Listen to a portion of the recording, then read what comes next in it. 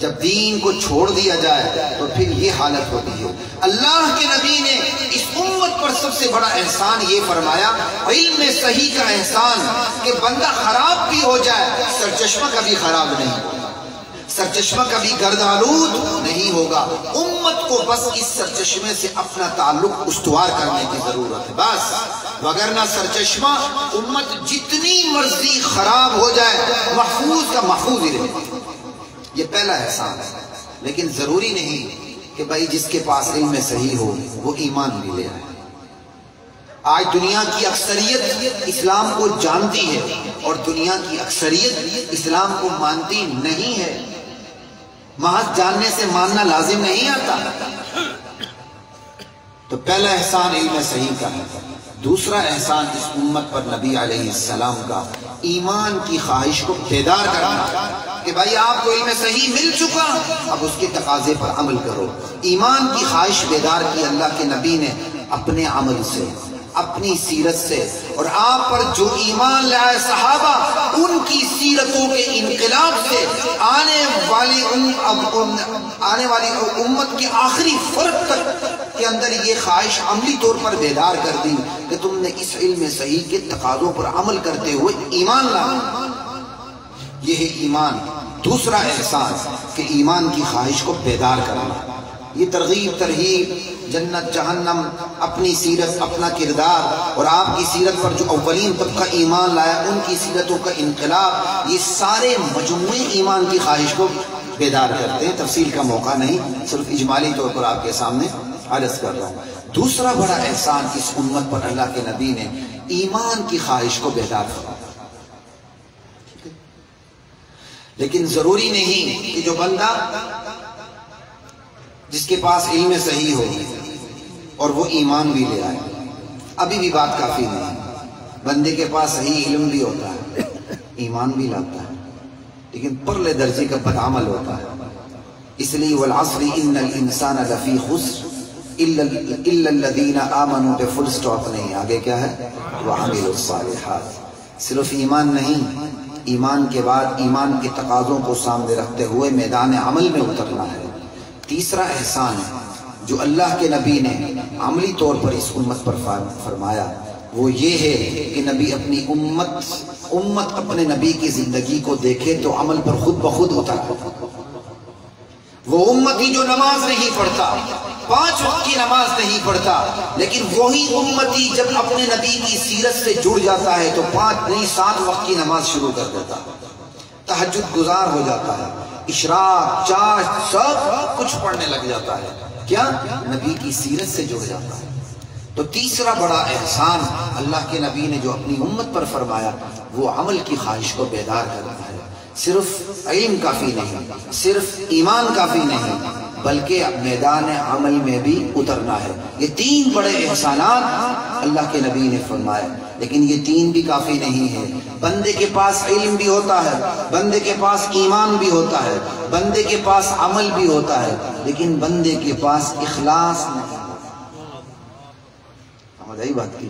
نماز پڑھتا ہے ریاکاری کے لیے، جہاد کرتا ہے بہادری کے لیے، قاضی بنتا ہے اللہ سے زیادہ رحم دل بننے کے لیے، یا اللہ میں نے اس کو کم سزا دی تھی، اللہ کہے کہ تم مجھ سے زیادہ مہربان آئے جو اس کو تم نے ترس کھا کے کم سزا دی تھی، چل جہنم۔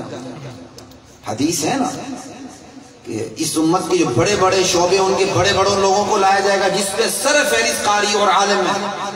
ہاں بھائی تم قاری عالم کیوں بنے دے؟ یا اللہ تیرے دین کو پھیلانے کے لیے کہا نہیں، تجھے قاری اور عالم کہا جائے اس لیے تم نے یہ دین حاصل کیا تھا، چل جا جہنم میں۔ یہاں تک کہ جان قربان کرنے والے مجاہد کو لایا جائے گا، ہاں میرے بندے بتا تو نے جان اپنی قربان کیوں کی تھی؟ یا اللہ تیرے دین کی سربلندی کے لیے میں نے اپنی جان کا نذرانہ پیش کیا تھا۔ اللہ فرمائیں گے جھوٹ بولتا ہے، تو نے اس لیے میرے راستے میں جان دی تھی کہ تجھے بہادر کہا جائے، تجھے صلہ مل گیا، اب تیرا ٹھکانہ جہنم ہے۔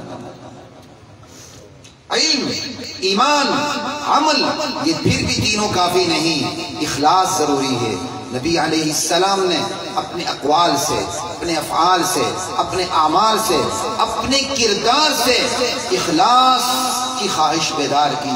امت جو بھی کام کرے اخلاص پہ کرے، انما الاعمال بالنیات وانما لامرئ ما نوى، یہ پوری جو حدیث ہے وہ اخلاص کے اوپر ہے، اور ہم نے اس پوری حدیث کو استنجا بالحجر امام شافعی اور امام مالک کو لڑانے کے، امام ابو حنیفہ کو لڑانے کے لیے لکھ لی۔ ہمارے معذرت کے ساتھ جتنی شیوخ الحدیث کی اردو تقاریر ملتی ہیں وہ امام ابو حنیفہ اور امام شافعی کو لڑاتے ہیں، اور بیچارے امام شافعی کو ہمیشہ گراتے ہیں، ہمیشہ۔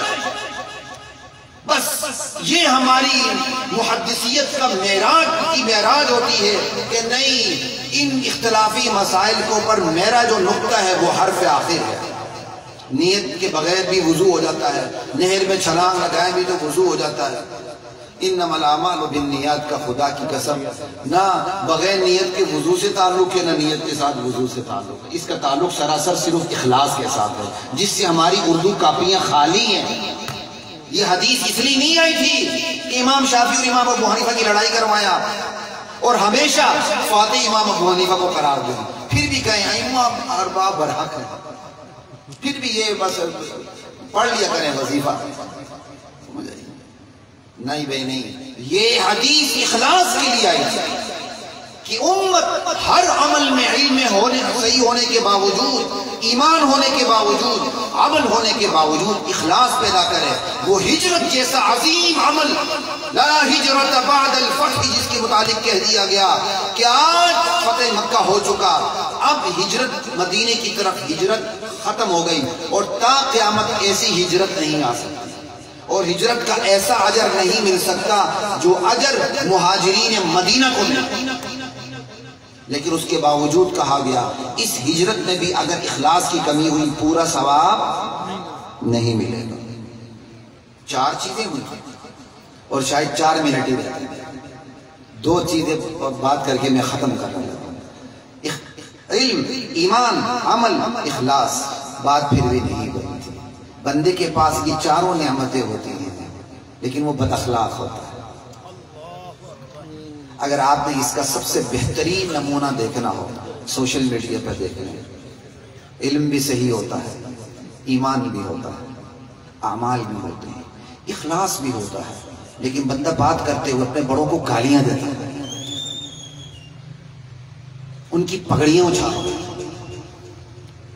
5واں عمل اخلاق، بلکہ بات کرتے کرتے وہ ایسے لطیفے سنا دیتا ہے کہ بندہ گھر میں بیٹھ کر تقریر ہی نہیں سن سکتا، ماں بیٹی کے درمیان بیٹھ کے تقریر ہی نہیں سن سکتا۔